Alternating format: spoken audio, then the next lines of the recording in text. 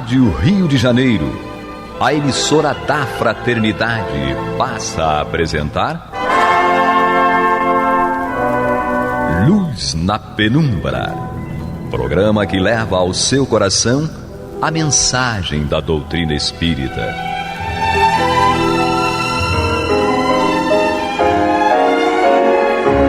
E com vocês, João Nogueira, para estudos de obras póstumas de Allan Kardec. Olá, meus queridos amigos e irmãos. Esse áudio é para dizer que o programa de hoje é uma reprise, porque eu moro em Petrópolis e, graças a Deus, está tudo bem comigo, com a minha esposa, mas a gente tem uma cidade aqui em caos. E vocês estão ouvindo aqui o barulho do trânsito. A gente está na rua tentando ver se consegue ajudar alguém, mas graças a Deus as pessoas estão sendo ajudadas, muita gente ajudando, e agradeço a compreensão de vocês por botar hoje uma reprise, ok? Um abraço a todos, continuem na Rádio Rio de Janeiro, continuem nos ajudando para manter a programação da rádio no ar. Você está ouvindo pela Rádio Rio de Janeiro o programa Luz na Penumbra, com estudos de obras póstumas na apresentação de João Nogueira. Olá, meus queridos amigos e irmãos, aqui estamos nós mais uma vez com aquela alegria, com aquela vontade de estarmos todos estudando esse livro, que é um livro maravilhoso, que não foi editado, não foi publicado por Allan Kardec, mas tem vários textos que foram descobertos pela nossa Amélie Gabrielle Boudet, a esposa e então viúva do Hippolyte Léon Denis Arrivai, o Allan Kardec, junto com Leymarie, que era o editor, né, da revista espírita, do editor das publicações espíritas daquela época em Paris. Bom, nós, semana passada, fizemos um relato aqui sobre a viagem que eu fiz a Paris e a emoção que eu senti quando estava lá, quando eu descobri que eu fiquei num hotel próximo ao Palais Royal, que foi onde foi a primeira sociedade espírita de Paris, começou a funcionar em uma das salas do Palais Royal, o Palácio Royal, né? E então a Rogéria da Tijuca me mandou a mensagem falando que ficou muito emocionada também, porque é muito legal, né, essa memória que a gente tem de algumas coisas realmente ficam gravadas em nossa memória, e aí aquilo ali é algo para a gente, para nos fortalecer, para irmos adiante e falarmos, legal, eu gosto de ter memórias sobre algumas coisas. E a memória sobre a visita a Paris, que, como eu contei semana passada, eu programei tudo e chegou na hora de sair de Londres para Paris, eu pensei assim, estou doido para ir para casa, vou embora para casa, vou cancelar essa ida a Paris. Aí depois eu pensei assim, não vou fazer isso não, porque tá tudo certo já, hotel reservado, senão eu vou gastar um dinheiro sem nada, né, sem ter curtido aquele momento, né? Passado por aquele momento. E foi muito bom, foi muito interessante, muito emocionante vivenciar isso tudo, e espero que um dia eu tenha condições de retornar a Paris e poder andar por aquelas ruas que me emocionaram tanto, né? E hoje nós temos aqui a continuação do estudo, a minha primeira iniciação no Espiritismo, onde Kardec relata tudo aquilo que ele passou antes de começar realmente a estudar o Espiritismo, estudar, na verdade, as comunicações espirituais, que depois ele deu o nome de Espiritismo, a doutrina dos Espíritos, deu o nome de espírita ou espiritista àquele que estuda e busca aplicar em si os ensinamentos que aprende com a doutrina espírita. Aliás, é um trecho do Evangelho segundo o Espiritismo que é muito importante que nós tenhamos em mente. O que Kardec fala é que reconhece o verdadeiro espírita não é pela quantidade de livros espíritas que estudou, não é por saber cada uma das questões do livro dos Espíritos, não é por saber exatamente onde está certa passagem no livro dos Médiuns, no Evangelho segundo o Espiritismo e por aí vai. Não. Ele diz: reconhece-se o verdadeiro espírita pela sua transformação moral e pelos esforços que faz por domar as suas más inclinações ou más tendências. Então, nós precisamos aplicar a doutrina espírita na nossa vida para que essa doutrina realmente faça a mudança que é necessária dentro de nós. Não nos outros, mas em nós. Então, continuando o estudo, nesse capítulo, vou repetir a minha primeira iniciação no Espiritismo. Temos aqui uma conversa que Kardec intitula como Duração dos Meus Trabalhos.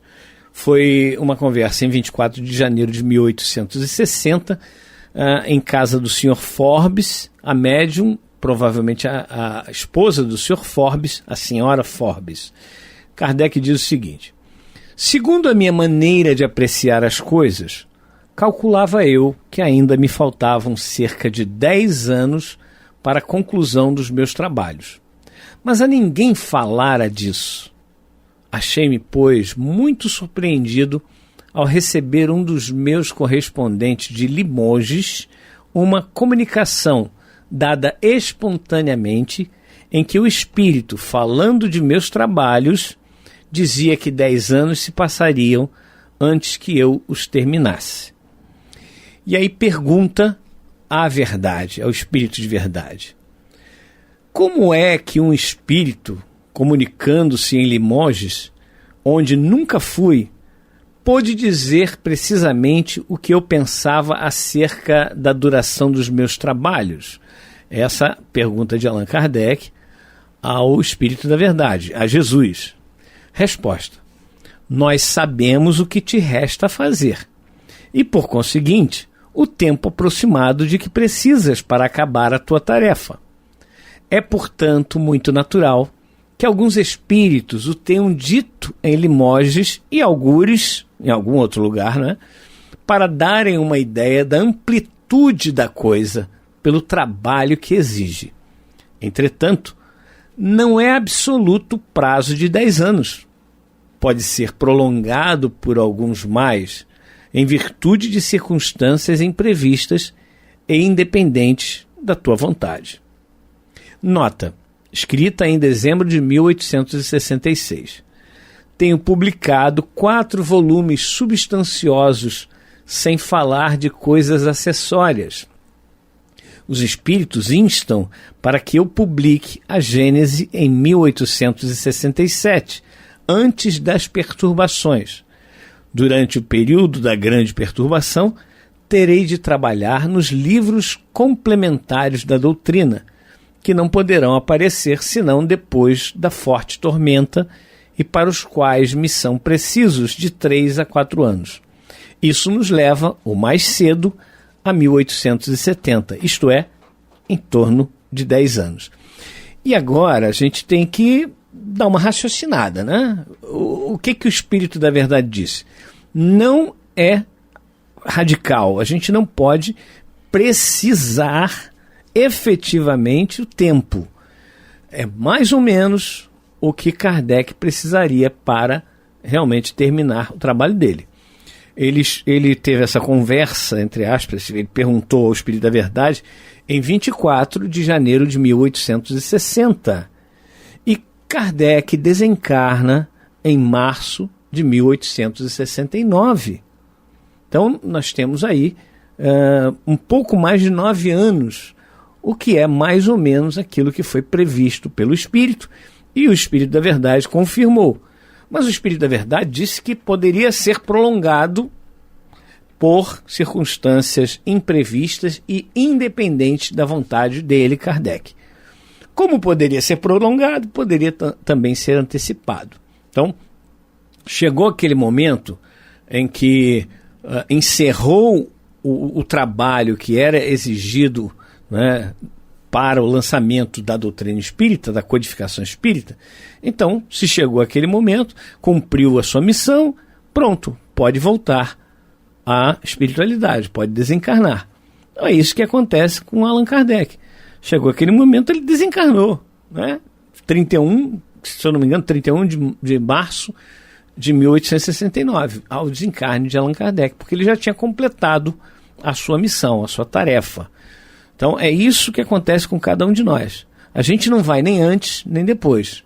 O que acontece é que muitas vezes nós prolongamos um pouco mais ou nós regredimos, nós atenuamos, diminuímos o tempo da nossa permanência aqui no planeta. Como é que funciona isso? É muito interessante que a gente tente pensar um pouquinho a respeito desse assunto.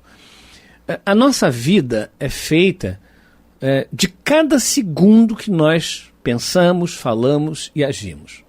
Cada uma das coisas que acontecem na nossa vida são coisas que são exatamente provocadas por nós. Não são os outros que provocam na nossa vida nada. Nós que provocamos na nossa vida aquilo que acontece. E muitas vezes o que ocorre é que a gente fica assim, poxa, mas será que isso era para acontecer comigo? E a resposta é sim.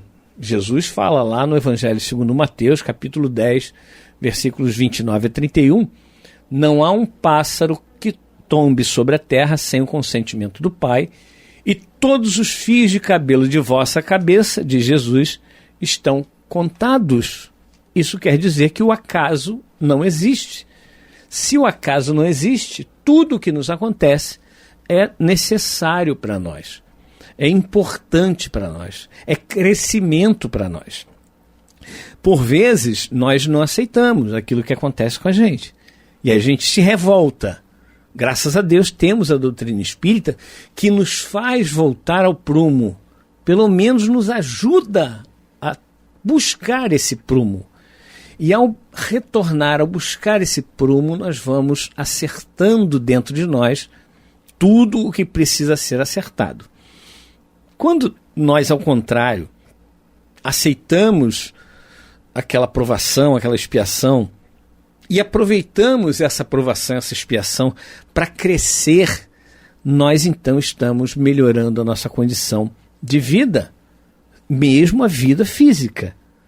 Então, o que ocorre é que nós temos que fazer a melhor coisa que nós pudermos fazer hoje. Como disse no início, reconhece o verdadeiro espírita pela sua transformação moral e pelos esforços que faz por domar as suas más tendências ou más inclinações. Mas, meus queridos amigos e irmãos, este é o programa Luz na Penumbra. Estamos aqui fazendo o estudo do livro Obras Póstumas de Allan Kardec. E nós estamos exatamente no capítulo A Minha Primeira Iniciação no Espiritismo, Kardec trazendo a duração dos trabalhos dele no Espiritismo. Em 1860, em janeiro, foi previsto que duraria em torno de 10 anos, durou em torno de 9 anos, e certinho como deveria acontecer. Vamos ao próximo texto, que é Acontecimentos Papado. Essa comunicação se dá em 28 de janeiro de 1860, em casa do senhor Solichon, espero que seja assim que se pronuncie, a médium, provavelmente a filha dele, senhorita Solichon. Acontecimentos Papado. Pergunta ao espírito CH. Foste embaixador em Roma, e a esse tempo predissestes a queda do governo papal. Que pensas hoje a esse respeito? Resposta. Creio que se aproxima o tempo em que a minha profecia se cumprirá, porém, não sem grandes dores. Tudo se complica, exacerbam-se as paixões, e uma coisa que se poderia fazer sem comoção empolgou a todos, e de tal maneira que a cristandade inteira será abalada. Pergunta: consentirias em dar-nos a tua opinião sobre o poder temporal do Papa? Resposta: penso que o poder temporal do Papa não é necessário à sua grandeza nem ao seu poder moral. Ao contrário, quanto menos súditos ele contar, mais venerado será. Aquele que é o representante de Deus na terra está colocado muito alto para não precisar do realce do poder terreno. Dirigir a terra espiritualmente tal a missão do pai dos cristãos. Pergunta: achas que o Papa e o Sacro Colégio, mais bem esclarecidos, farão tudo por evitar o cisma e a guerra intestina, embora seja apenas moral? Resposta: não creio. Todos esses homens são obstinados, ignorantes, habituados a todos os gozos profanos, necessitam de dinheiro para satisfazê-los e recearão que a nova ordem de coisas não permita que o ganhe suficiente. Por isso, levam tudo ao extremo, poucos se incomodando com o que venha a acontecer, por demasiadamente cegos para compreenderem as consequências da sua maneira de proceder. Pergunta de Kardec: nesse conflito não será de temer-se que a infeliz Itália sucumba e seja posta sob o cetro da Áustria? Resposta: não, é impossível. A Itália sairá vitoriosa da luta e a liberdade raiará para essa terra gloriosa. Ela nos salvou da barbárie, foi nossa mestra em tudo o que a inteligência tem de mais nobre e de mais elevado. Não recairá absolutamente sob o jugo dos que a rebaixaram. Bom, aqui há um diálogo entre esse CH, né, que Kardec diz que foi um embaixador em Roma, provavelmente embaixador francês em Roma, e aí previu a queda do Papa, na verdade. O que a gente entende que aconteceu foi a queda da infalibilidade papal. Vocês lembram que no século XIX foi decretada a infalibilidade papal, ou seja, o Papa era infalível, ele não falhava. Foi isso que foi decretado pela Igreja Romana à época. E a partir daí, muitas pessoas, inclusive que estavam dentro da igreja à época, ficaram muito descontentes. E esse descontentamento fez com que houvesse uma cisma, ou seja, houvesse uma cisão, uma briga generalizada dentro da igreja. E a partir desse momento, então, a igreja se viu na necessidade de se reformar por completo. Hoje, nós temos aí a Igreja Católica totalmente diferente da Igreja Católica do século XIX. Não é a mesma igreja.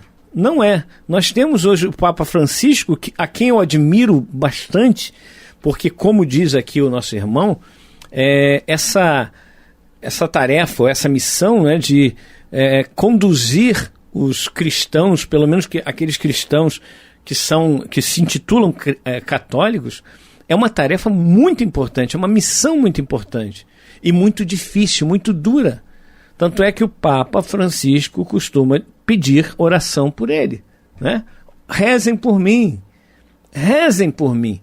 porque essa posição dele é muito complicada. Vocês imaginem que ele teve que abrir mão da sua própria vida. Qual é a vida que o Papa tem? Qualquer um Papa. Qual é a vida que eles têm? É aquilo que eles assumiram dentro deles como missão, e que é muito louvável. A questão toda aqui que ele coloca, que é muito interessante, é a ignorância, como ele fala aqui, né? Esses homens são obstinados, ignorantes, habituados a todos os gozos profanos. Quando os seres humanos, de uma maneira geral, que tem uma religião A, B ou C, estão à frente de determinada religião ou instituição, começam a serem beneficiados materialmente pela condição que aquele cargo que possui, né, que ocupa, aconteça, né? Eu sou beneficiado na Rádio Rio de Janeiro por ser diretor financeiro da rádio. Isso não acontece, graças a Deus, dentro do Espiritismo. Porque a diretoria, que são 8 pessoas, tem o presidente, vice-presidente, diretor financeiro, diretor administrativo, diretor de radiodifusão, diretor secretário, diretor de programação e a diretora de marketing, que é a Cláudia. Todos nós somos voluntários Todos nós contribuímos mensalmente, não recebemos nada da Rádio Rio de Janeiro. Ao contrário, nós contribuímos mensalmente com a rádio. É uma obrigação que nós temos. Além de trabalhar em prol da rádio, contribuir financeiramente com a rádio. Agora, não acontece isso em outras religiões, em outros credos. E aí esse aqui é o perigo. Perigo para essas pessoas que estão à frente dessas religiões, dessas instituições religiosas, e que infelizmente falham por causa disso. Os gozos mundanos. Quando a pessoa se deixa levar por esses gozos mundanos, meu Deus, queda certa. Porque Herculano Pires tinha uma frase que era muito interessante, né? Alguns homens pregam o reino dos céus querendo herdar o reino da terra. Ou seja, alguns desses homens, eles estão aí pregando uma religião, mas na verdade eles querem gozar da vida aqui na terra. E Jesus diz que nós não devemos ajuntar tesouros na terra, onde o ladrão rouba, a ferrugem consome, a traça corrói. Então, o que nós devemos fazer? Não devemos ajuntar tesouros na terra, mas sim, como Jesus diz, ajuntai tesouros nos céus, onde não há ladrão, nem traça, nem ferrugem que acabe com esse tesouro. O que são esses tesouros nos céus? Os tesouros no reino de Deus, ou reino dos céus. Onde Jesus disse que era o reino dos céus? Onde Jesus disse que era o reino de Deus? Ele disse, o reino de Deus está dentro de vós. Se o reino de Deus está dentro de nós, o que nós devemos fazer é essa construção, essa transformação íntima. Buscar em primeiro lugar o reino de Deus e a sua perfeição, tradução do Pastorino, e as demais coisas vos serão dadas por acréscimo. É preciso que nós busquemos essa moralização dentro de nós. Eu preciso me moralizar. Eu preciso ser melhor. Como disse, a caridade maior que nós podemos fazer é exatamente a nossa transformação moral. É exatamente a nossa reforma íntima. Porque à medida que eu me reformo, que eu me melhoro, eu sou melhor com todas as pessoas que me rodeiam. Eu serei incapaz de fazer o mal. Eu serei incapaz de fazer o mal quando eu estiver com essa reforma concluída dentro de mim. Eu serei incapaz de fazer o mal, inclusive para aqueles que me fazem mal. E graças a Deus, hoje, eu já tenho isso em mim. Não que eu seja melhor, que eu seja um bom espírito, um bom espírita, não. É porque eu aprendi que é dessa forma que nós devemos agir. Sendo melhores, retribuindo com o bem tudo aquilo que nós recebemos, independente de ser bom ou mal. Nós precisamos fazer isso, retribuir com o bem, com a luz, com a paz, com a harmonia, tudo aquilo que nós recebemos. Então isso vai fazer com que nós nos tornemos seres melhores, nos tornemos espíritos melhores, nos tornemos então aqueles seres que nós gostaríamos de ser, mas que não tínhamos coragem, não é, de ser, porque dá trabalho. A reforma íntima dá trabalho. É por isso que muita gente não quer se reformar, né? Ah, não, dá muito trabalho. Eu quero continuar sendo o que eu sou, quero continuar fazendo o que eu faço. E infelizmente não é assim. A gente não vai conseguir ficar fazendo as besteiras que a gente faz o tempo todo. Se eu não for pelo bem, como é que diz o ditado? Se não vai pelo amor, vai pela dor. Se nós não vamos pelo amor, nós vamos pela dor. E é muito mais fácil, pelo menos na minha visão, ir pelo amor. Não vamos nos iludir, né? Bem, meus irmãos, estamos chegando ao final do nosso programa.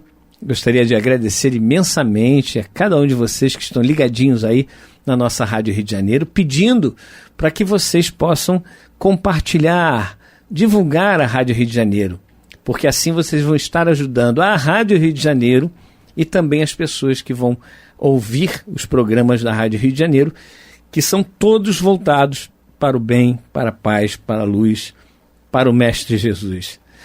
Bem, não saia daí. Daqui a pouquinho nós vamos fazer um intervalo de 5 minutos E entra então o estudo do Evangelho segundo o Espiritismo, com a nossa Marta Batista e Antônio de Pádua, dentro do Luz na Penumbra. Até a próxima oportunidade, se Deus assim permitir.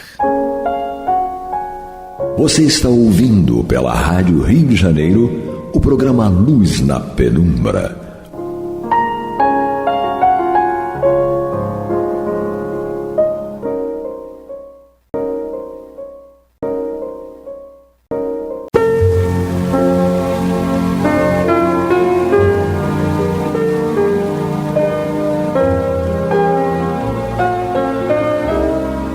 Rádio Rio de Janeiro está levando ao seu lar e ao seu coração a mensagem consoladora da doutrina espírita, através do programa Luz na Penumbra. E agora com vocês, Marta Batista e Antônio de Pádua Barbosa. Olá, amigas e amigos ouvintes, nós estamos chegando aos seus lares com o programa Luz na Penumbra, através do qual nós desenvolvemos o estudo do Evangelho segundo o Espiritismo, e dando prosseguimento a este, nós estamos no 2º capítulo, Meu Reino Não É Deste Mundo, e vamos estudar o último item do capítulo.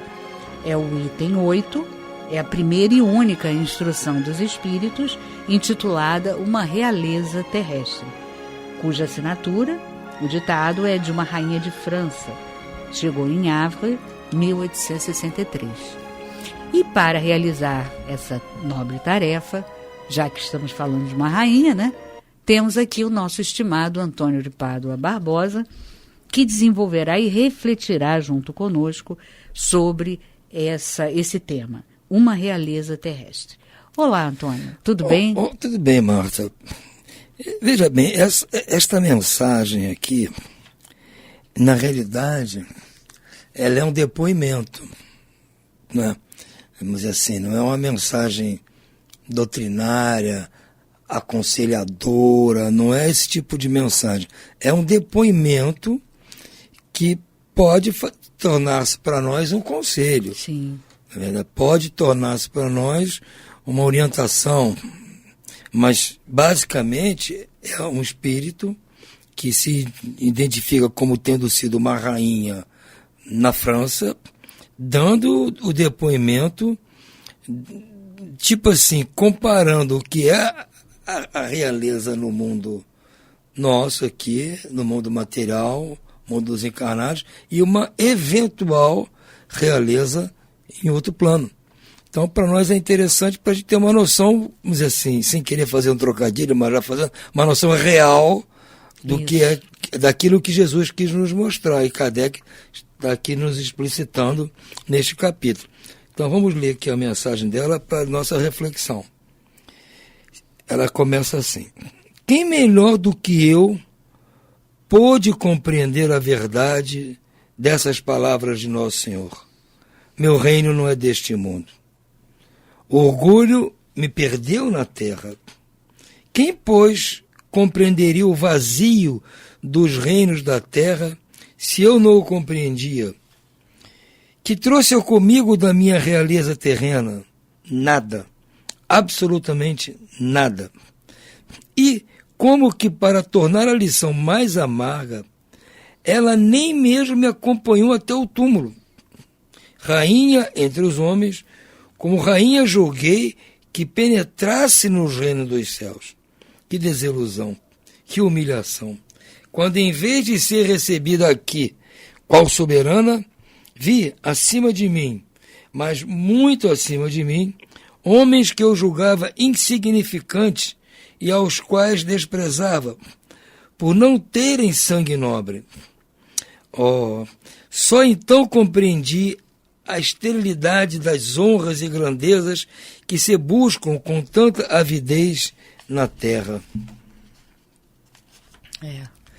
Para se conquistar um lugar neste reino, são necessárias a abnegação, a humildade, a caridade em toda a sua celeste prática, a benevolência para com todos.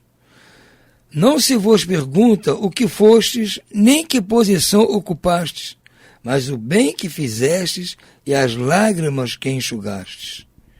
Ó Jesus, tu o disseste, teu reino não é deste mundo, porque é preciso sofrer para chegar ao céu, e os degraus do trono não nos aproximam dele.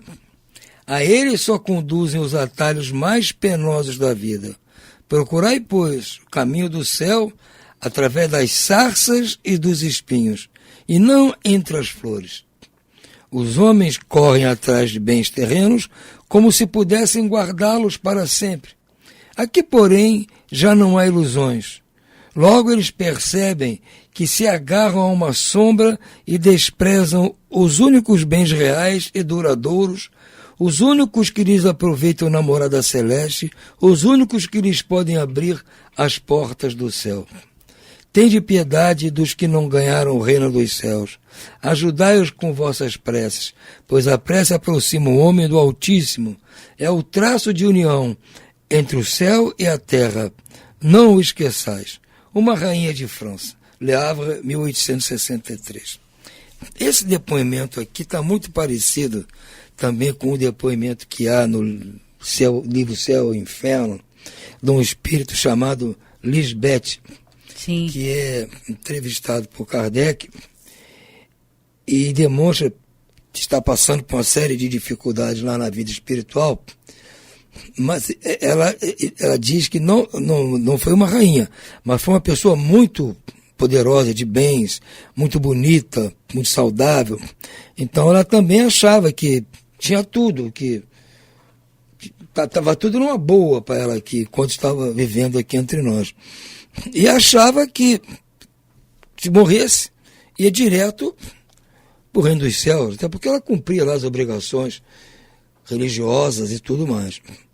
Mas lá chegando a coisa foi diferente. Ela já estava há 150 anos nossos aqui nesta situação. E Kardec pergunta a ela se ela se arrepende da vida que teve aqui e tal.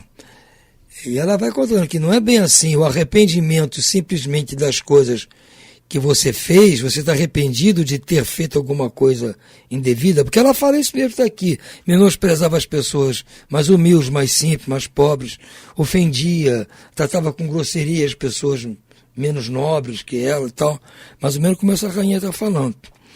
E ela fala, não, se arrepender somente das coisas ruins que eu fiz, não é o bastante. Me arrepender do que eu fiz errado e que fiz as pessoas sofrerem.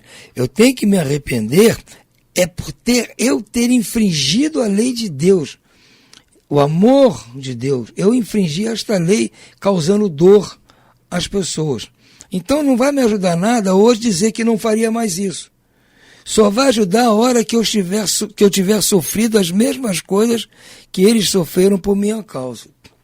Então, é uma coisa complicada, eu penso assim, para as pessoas realmente. Como disse o Cristo, né?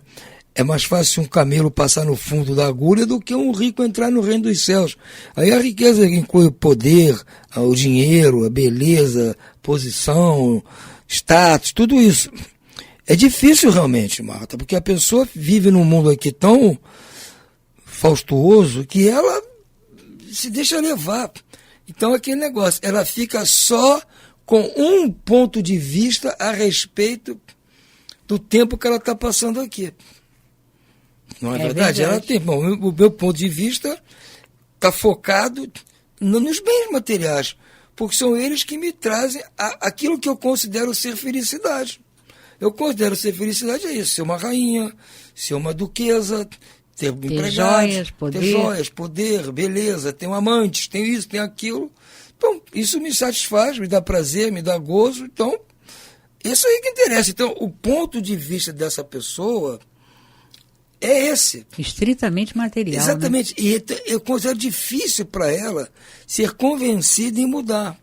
Ela fala aqui que se nós quisermos buscar chegar ao reino dos céus, nós temos que dizer assim, o que nos leva, os atalhos que nos levam ao reino dos céus são os atalhos penosos da vida.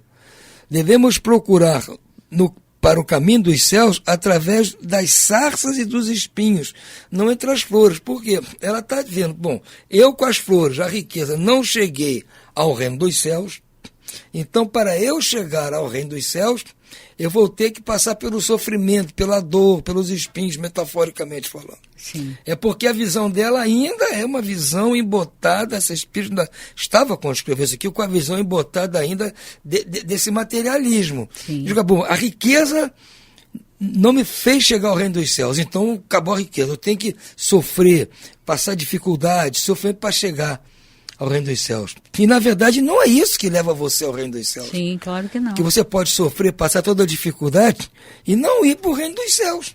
Por isso é que tem lá o bem sofrer e o mal sofrer. Exatamente. Né? Então, ela está dizendo aqui, para conquistar um lugar neste reino, o reino dos céus, são necessários a abnegação, a humildade, a caridade em toda a sua prática, a benevolência para com todos. Não vos pergunta o que fostes, nem que posição ocupaste, mas o bem que fizeste e as lágrimas que enxugaste. Ora, se você age desta forma que ela narrando aqui, que ela mesmo diz que é o que se tem que fazer para chegar ao reino dos céus, isso não é um caminho através de sarças e espinhos. Não é. Porque você praticando isso, não quer dizer que você vai estar no espinho. Ao contrário, você praticando isso, você vai estar num caminho de flores. Mas para uma pessoa totalmente mergulhada no material, isso é um caminho Exatamente, de espinho. Porque flores para ela é um caminho de riqueza. Isso. Exatamente. E pobreza é um caminho de espinhos. E não é isso. Quer dizer, ela, coitada aqui, ela está dando um recado, mas ela está mostrando que não entendeu ainda o espírito da coisa. É verdade. Entende? Ela não ainda está entendeu. tentando processar, né? Tudo bem. Resolveu dar um depoimento. É importante o depoimento. Claro. Para mostrar também que nem todo espírito que está dando depoimento aqui é espírito sábio, puro, superior. É um espírito que está dando um depoimento que é importante para nós. Para nós aprendermos. Nesse caso aqui, exatamente, né? nesse caso, 99%... mostrar que porque no livro aqui só tem sábio. Não é bem assim. Porque a mensagem, às vezes, do ignorante, para nós é importante. Isso, como uma orientação. Exatamente, nós vamos aprender com o Mas gente igual a nós. Mas é excepcional. Porque... Não, tudo bem, estou falando. Nós temos que aprender, às vezes, não só com o mestre. Sim, claro. Temos que aprender com quem é igual a nós. Claro. Porque está passando pelas dificuldades que nós estamos passando. E que tem reações parecidas com as nossas, né? Tem dificuldades como nós, até de entendimento. Porque se nós formos nos espelhar só nos grandes espíritos, vamos chegar àquela conclusão. Mas isso aí só um espírito puro tá capaz de ter essa abnegação. Só um espírito superior consegue praticar a caridade totalmente, ser humilde. Não, tudo bem, eles são assim. E nós temos que focar nessa direção. Claro. Mas temos que saber que hoje nós ainda estamos no nível dessa rainha de França aqui, ou daquele espírito Lisbeth lá do céu ao inferno. Isso. É o nosso top, o nosso nível é esse. Mas nós temos a vantagem em relação a eles, que em vida nós tomamos conhecimento desse capítulo 2 do Evangelho. Verdade. Eles não tomaram conhecimento. Né? Uma viveu 150 anos antes do Kardec ter publicado os livros. Então, não teve conhecimento. Essa rainha de França aqui, com certeza, também viveu antes. Porque essa aqui, como espírito dando depoimento, é porque ela viveu antes. E está chegando agora, foi convidada a dar o depoimento, não porque ela seja um Santo Agostinho da vida, não é isso. É porque é importante para nós vermos a diferença, para nós podermos entender que ponto de vista nós temos que ter na nossa vida, no nosso caminho aqui. Isso que nós temos que focar. Quer dizer, bom, realmente... O caminho só... Vai ter um capítulo aqui que fala sobre a riqueza, né? Entre Deus e Mamon. Diz aqui, tem um capítulo falando das riquezas aqui. Então, tudo bem, tem capítulos falando da humildade. Tem capítulos falando tudo isso. Mas aqui está mostrando, não é bem assim. Para eu chegar no reino dos céus, eu tenho que sofrer. Então vai valer a história daqueles sacrifícios que as pessoas fazem, do autoflagelo. Bom, se for pensar assim, não é. Claro. Então, aquele negócio, né, que você costuma dizer, a gente não pode levar o que está aqui tudo ao pé da letra. Temos que entender o que o Espírito está deixando para nós. Para ser realmente fiel à instrução, à doutrina de Allan Kardec, você tem que entender o cenário, o que está envolvido aqui. Se pegar só esse período aqui, não, mas está lá no Evangelho segundo o Espiritismo, que para procurar e pôs o caminho do céu através das sarças e dos espinhos, e não por entre as flores. Se você pegar essa frase aqui, você está contrariando tudo o que o resto do livro vai ensinar. Claro. Então nós temos que observar esses detalhes, entender o que o Espírito... Por isso eu disse, aqui não é ela não mandou uma mensagem doutrinária para nós, não mandou para nós uma mensagem até um conselho que ela está dando aqui, são conselhos, mas não são conselhos que você tem que seguir ipsis literis. Você tem que seguir com critério, entender a situação que ela estava envolvida, perceber até que ponto ela entendeu o problema dela e ver, bom, eu vou agir assim então. Não é como você pega aqui uma mensagem do Erasto, é uma mensagem de Sanson, uma mensagem, o espírito protetor. Ele vai seguir a pé da letra o que está ali. Porque eles são espíritos que têm um outro nível. Estão ali, não, vamos passar uma mensagem para o pessoal ler e entender 500 vezes, vão ler, vão entender, não vão ter confusão, nada. Ela aqui não, ela está sendo convidada, é um dos primeiros espíritos, inclusive, né? Segundo ou terceiro espírito que tem mensagem aqui. É para nós usarmos como um paradigma, um padrão. Olha, esse padrão dela aqui gera essas consequências. O que eu preciso fazer para não colher essas consequências? Eu tenho que ser humilde, praticar caridade. Vão me perguntar o que eu fiz de bem, que lágrimas que eu enxuguei. Está perfeito. Isso está ótimo. Isso eu tenho que seguir isso aqui. Mas, para eu seguir isso aqui, não vai significar que eu vou estar nos espinhos. Eu posso seguir isso aqui numa boa. Aliás, ao contrário, se eu seguir isso aqui, com certeza eu vou estar numa boa. Posso estar até com fome, usando roupa velha, andando a pé. Não há problema. Isso não é espinho para mim. Para ela é. Entendeu? Ela ainda não conseguiu mudar todo o ponto de vista dela, porque para ela é como a Maria Antonieta. Rainha, não há pão para os pobres. Ué, por que não comem brioche? Porque para ela era de manhã, tinha pão, brioche, tinha bolo, tinha tudo na mesa. Não tem pão hoje, majestade. Então me traga um brioche. Para ela é assim. Então ela deu a resposta ingênua. É o caso dessa rainha aqui. Ela está sendo ingênua, não está fazendo por maldade. Não. É ingenuidade da parte dela. Então nós temos que respeitar isso.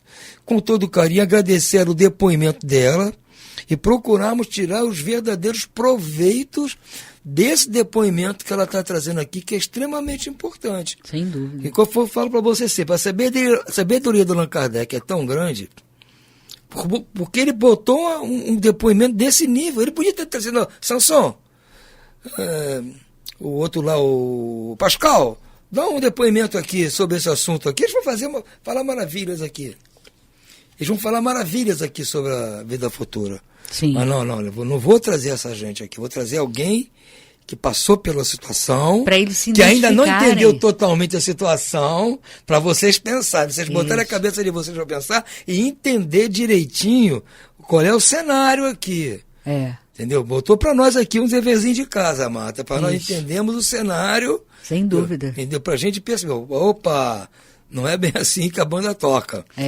Então, por isso que eu considero essa mensagem aqui um pouco peculiar em relação às outras mensagens que nós vamos mais ela é bem específica, estudar, né? Aqui no Evangelho. Sem dúvida. Quer dizer, o que a gente pode observar, né, e tirar como lição é justamente um relato desse tão sentido, né, tão verdadeiro, ela nos mostrando, olha, todo mundo gostaria de ser uma rainha, todo mundo gostaria de ser um rei. Mas vejam só, eu fui uma rainha e olha a minha situação. Já estou há 150 anos, se for realmente esse espírito, né, que você nos falou sobre a Lisbeth, né, 150 anos, às vezes o espírito fica muito mais na erraticidade, né? E ela só agora é que ela percebe essa sutileza, né? E o que ela faz? Ela diz o que ela vê, como você chamou a atenção, né? Ela apresenta aqui questões que são ainda de cunho material, né? Porque ela diz que ela não escolheu esse caminho, né? E esse caminho que ela tinha era um caminho aparentemente de espinhos, será de espinhos caso ela siga as orientações que ela está angariando no mundo espiritual, né? Mas então a gente vê o quanto ela estava e está, talvez, não sei, né? Talvez tenha progredido, né? Não, sem dúvida. Torcemos para que ela tenha progredido, mas ela estava totalmente imersa na materialidade, né? Percebendo que o caminho de espinhos e lágrimas, né, seria um caminho tortuoso, difícil, e que ela, né, demonstra, pelo que ela fala, uma dificuldade muito grande, né? Mas a gente observa, como você destacou, que esse caminho aparentemente tortuoso de lágrimas, né, e de espinhos, ele não é. Porque fazer o bem não é uma coisa espinhosa, né? Uma coisa maravilhosa, que o que você sente quando faz o bem é algo maravilhoso, uma sensação, né, inefável. Tem até um espírito aqui no Evangelho que fala sobre isso, né? O que seria, né? Ele fala do fazer o bem e compara, né? Não há comparação, né, na Terra para os que você sente quando faz o bem. Então, observamos, né? Mas foi bom porque ela sendo assim tão sincera e dando esse depoimento, a gente começa a perceber que, olha, então não é isso, que eu acho que tudo seria resolvido se eu fosse um rei. Tudo seria resolvido se eu fosse, não, peraí, mas se eu tivesse tido uma vida assim, tranquila, né? Uma rainha, uma nobre, não precisa nem ser rainha, uma nobre. E a coisa seria diferente, eu conseguiria fazer de forma ideal. E não é. Está aqui claramente. Então, é aquilo que nós falamos anteriormente, em programas anteriores. O ponto de vista.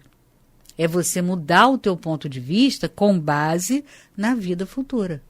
Agora, esse relato aqui é fantástico, porque ela traz para nós como ela pensava, como ela ainda pensa, ainda não conseguiu, né, transformar esse ponto de vista, mas claro, né, está lá no mundo espiritual e na erraticidade, né, Kardec gosta de usar o termo erraticidade, né, e ela já consegue perceber muita coisa. Aos poucos ela vai se transformar. Já deve ter percebido, né? Sim, já deve até ter feito algumas realizações. Após deixar essa mensagem, com certeza ela foi chamada lá para uma conversa caridosa para... Exatamente. Olha, eu acho que você já está com condições, né? Você já está percebendo alguma coisa, com né? certeza foram dar uma orientação para ela. É verdade. Né? Até como agradecimento pelo depoimento dela. Sim, né? pelo depoimento, né? Pela participação, né? Caridosa, né? Dando um depoimento desse. E nos auxiliando a mudar a nossa perspectiva, né? Aquela coisa de você estar olhando, mas a coisa ainda não está ajustada o suficiente, você ainda está vendo, né? De uma forma nebulosa e que dá a impressão que você tem que caminhar um pouco ali para o centro, né? Um pouquinho para a esquerda ou para a direita, e não é. Né? Então ajuda, com um depoimento desse, a ajustar, a acertar a nossa percepção, né? Nosso ponto de vista. Mas o Pablo nos olha dizendo que, olha, o tempo já se passou. Vamos ficando por aqui, desejando a todos uma ótima noite e muita paz.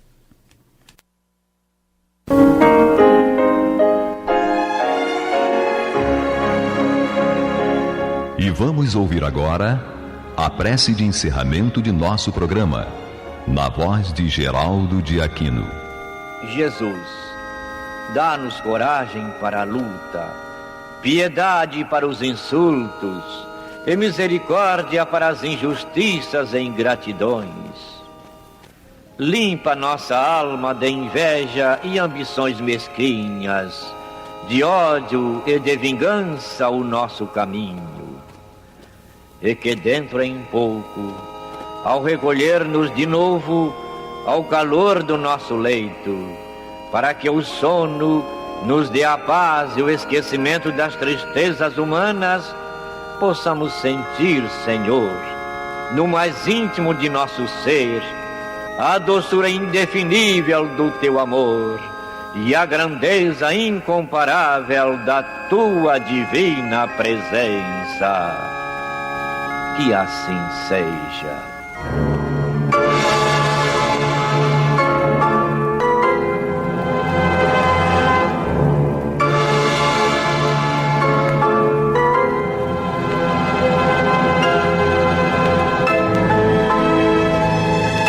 Acabamos de apresentar o programa Luz na Penumbra, que voltará a ser apresentado amanhã às 21 horas nesta emissora.